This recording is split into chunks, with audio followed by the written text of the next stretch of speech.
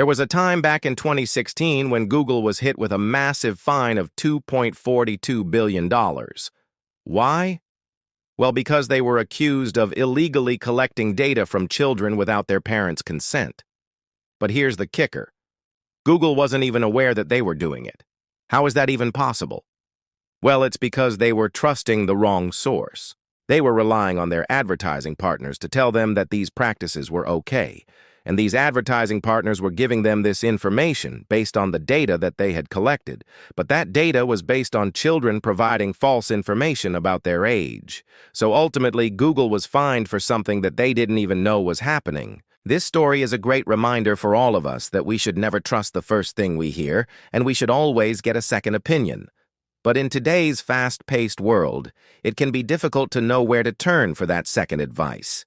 We all want quick answers, and we often don't have the time to do a deep dive into a topic. But if we don't take the time to do our due diligence, we could end up making decisions based on incorrect information. So, what can we do to make sure that we're always getting the correct information? One way is to use a fact-checking website. These websites are designed to help us verify the accuracy of information that we find online. They allow us to check whether a claim has been made and then investigate whether or not it's true. Another way is to simply ask a friend or family member for their thoughts. Sometimes it can be helpful to get a different perspective on an issue.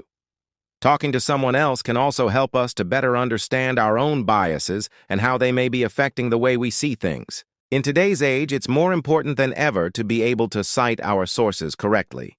If you're not sure how to do this, there are plenty of resources available online and in libraries. By taking the time to learn how to properly cite sources, we can avoid costly mistakes and ensure that we're giving credit where it's due. It's also important to be aware of the potential dangers of using AI to cite sources. While AI can be a useful tool, it's important to remember that it's only as good as the data that it was trained on. If you're using AI to cite sources, it's important to double-check its work and make sure that it's accurate. Ultimately, we should all strive to be good digital citizens and take responsibility for the information we consume and share. By following these tips, we can make sure that we're always getting the correct information and citing our sources correctly. Thank you for listening, and please remember to subscribe for more tips on digital citizenship. Until next time.